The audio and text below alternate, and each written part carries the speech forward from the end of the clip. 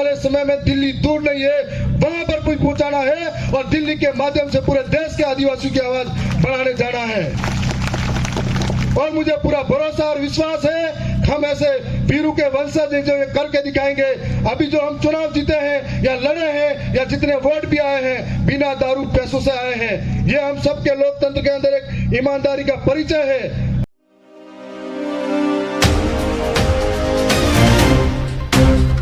सबसे पहले मैं मेरे पुरखों को नमन करता हूं, साथ में इस आरक्षण महारैली में शामिल हुए मेरे नौजवान युवा साथियों, इज्जतदार माता बहनों और बुजुर्गों, आप सभी को मैं मेरी ओर से जोहार करता हूं। एक बार एक नारा लगा के शुरुआत करूं कि जय जोहार का नारा है,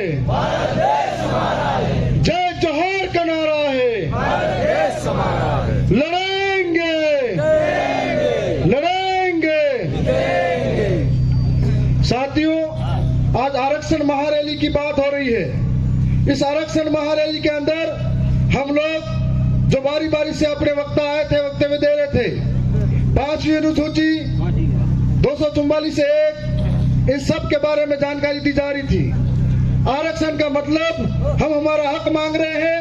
हक हमारा सिर्फ नौकरी में आरक्षण की बात नहीं कर रहे हैं, जमीन के अंदर भी आरक्षण की बात कर रहे हैं, पानी के अंदर भी आरक्षण की बात कर रहे हैं।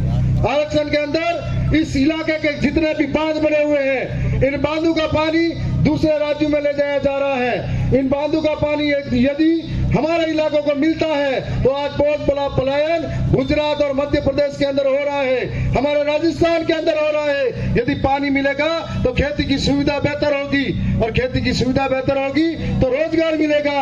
एक आरक्षण इसकी भी बात हो रही है, आरक्षण की बात हो रही है। तो इस एरिया के अंदर, टीएसपी एरिया के अंदर, राज्य प्रशासनिक सेवाओं के अंदर हमारे को 12% आरक्षण मिला हुआ है, जिसके अंदर 6.5% जनसंख्या स्टेबल बेल्ट की है। और हमको इसमें पृथक आरक्षण नहीं मिला हुआ है, जिसकी बदौलत यहाँ बैठे तमाम जो बेरोजगार युवा हैं उनके अधिकारों पर चोट होती है। और हर बार आरएस भर्ती के अंदर, चाहे वो 5 बार लगातार की आरएस भर्ती के अंदर हमारे साथ सबसे बड़ा कुटाराघात हुआ, और हम लोगों का एक एक व्यक्ति आज तक सिलेक्ट हुआ।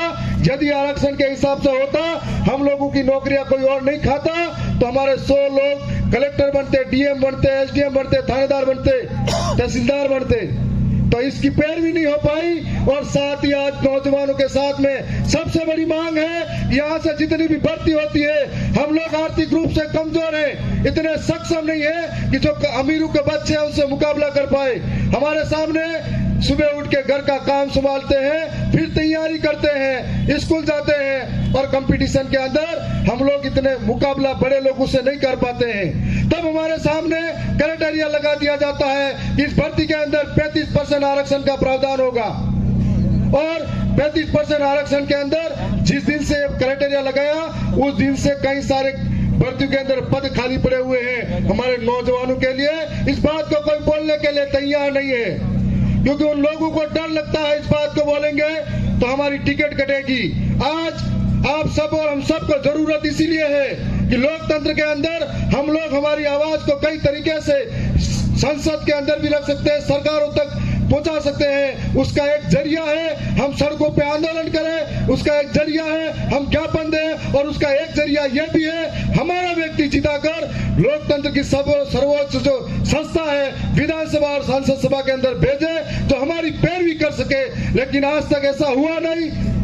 जो लोग यहाँ से जीत कर गए खुद मालामाल हो गए, जब E&D का बे आया तब वो मालामाल दूसरी तरफ चले गए, भ्रष्टाचारी जोड़ो पार्टी में शामिल होने लग गए। और आज जो भ्रष्टाचारी जोड़ो पार्टी है, जब कोई विपक्ष में होता है तो उनको ये कहा जाता है ये भ्रष्टाचारी है, लुटेरा है, हर एक मामले में इसने ये मायाजाल बिछाया है, इसने सब कुछ लूटा है। जब उनकी पार्टी में शामिल हो जाता है तो वॉशिंग पाउडर में धुला हुआ हो जाता है। इसलिए ये लोकतंत्र है, इसमें हम जैसे नौजवानों की जिम्मेदारी है कि हमको ये बात समझनी पड़ेगी। इस राजस्थान के अंदर, दक्षिणी राजस्थान के अंदर कांग्रेस की सरकार में 2 लोग मंत्री रहे थे, और इन मंत्रियों के रहते हुए हजारों करोड़ों का घोटाला हुआ। इस घोटाले को छिपाने के लिए डर के मारे दूसरी तरफ घुसे हैं। ऐसे लोगों को सबक सिखाने का वक्त आ गया है। ये हमारा पैसा था, हमारी जनता का था, जिसके माध्यम से हमारे साथ ये सब कुछ हुआ है। आज राजस्थान की विधानसभा के अंदर हम लोग 3 गए थे, आने वाले समय में हम लोग 4 होने वाले हैं और एक हमारी स्वतंत्र आवाज जो बेबाक तरीके से कभी राजस्थान के विधानसभा में गूंजा करती थी, आप सब कमर कस लो, तैयार हो जाओ। आने वाले समय में दिल्ली दूर नहीं है, वहां पर कुछ पहुंचाना है और दिल्ली के माध्यम से पूरे देश के आदिवासियों की आवाज बढ़ाने जाना है। और मुझे पूरा भरोसा और विश्वास है हम ऐसे वीरों के वंशज जो ये करके दिखाएंगे। अभी जो हम चुनाव जीते हैं या लड़े हैं या जितने वोट भी आए हैं, बिना दारू पैसों से आए हैं। ये हम सबके लोकतंत्र के अंदर एक ईमानदारी का परिचय है। आने वाले समय में ऐसा परिचय देना है। ये दोनों पार्टियां इतने दिन एक दूसरे को आई बाप कर रही थी, अब दोनों एक हो रही है और पंजे से कमल खिलाने की कोशिश करी है, लेकिन इस कमल पे हमारा हॉकी स्टिक भारी पड़ना चाहिए। ये काम हम सबको करना है। पुनः आप सबका धन्यवाद, जोहार करता हूँ।